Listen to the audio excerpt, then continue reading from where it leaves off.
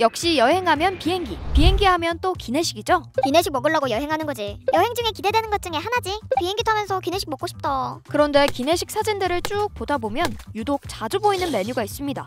감자, 아스파라거스, 당근, 브로콜리. 눈치채셨나요? 바로 삶은 채소들인데요.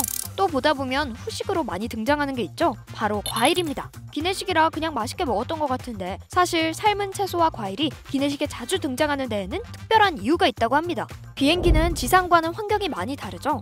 지상 10km가 되면 비행기 안에도 변화가 생기는데요. 기내 기압이 낮아져 고도 2,400m 산 정상에 앉아있는 것과 같은 상태가 된다고 합니다. 기압이 낮아지면은 후각 기능, 미각 기능 모두 떨어진다고 밝혀져 있습니다. 기 내에서는 냄새 분자를 포함하는 기체의 부피가 팽창하게 되죠. 단위 부피당 냄새 분자의 수가 감소하기 때문에 후각이 떨어질 수밖에 없고요. 또 비행기 내부 습도는 12% 정도인데요. 습도가 낮은 바깥 공기를 비행기 내부로 순환시키다 보니 기내 습도도 자연스레 낮아진다고 합니다. 보통 사하라 사막 습도가 15에서 30% 정도인 걸 감안하면 비행기 내부는 사막보다 건조한 셈이죠. 이 정도 습도에는 코 점막이 마르고 침도 줄어들어 맛을 느끼는 기능이 30% 정도 줄어든다고 합니다. 물 분자가 후각 수용체 간에서 상호작용을 하는데 도움을 준다고 합니다. 입이나 코가 마르면 제대로 상호작용이 이루어지지 않아서 기능이 떨어지게 되고, 이렇게 기내의 낮은 기압과 습도 때문에 승객들의 미각이 70% 정도 잃게 된다는 연구 결과도 있다고 하는데요.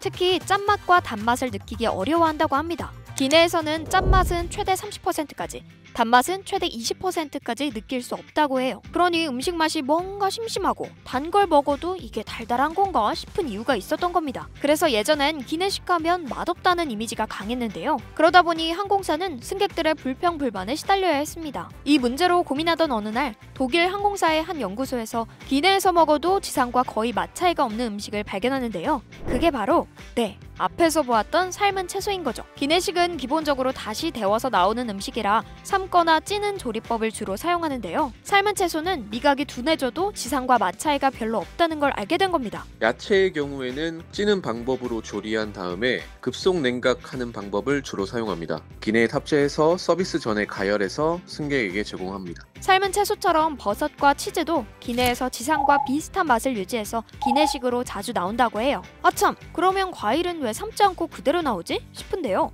설탕의 단맛과는 달리 과일의 단맛은 기내 환경에 비교적 영향을 덜 받아서요. 단맛은 물론 과일의 신맛까지 지상과 같이 잘 느낄 수 있다고 합니다. 그래서 케이크 같은 달달한 디저트류 대신 과일이 자주 나오는 것이죠. 물론 비행기 안이라는 환경적인 제약 때문에 지상에서 먹는 음식과 같은 맛을 내긴 어렵지만 요즘은 하늘의 레스토랑이라고 불릴 만큼 다양한 메뉴들이 나오고 있는데요. 이게 승객들을 위한 맞춤형 식단으로 항공사들이 오래 고민해온 결과였네요. 기내식 먹으러 해외여행 가고 싶다.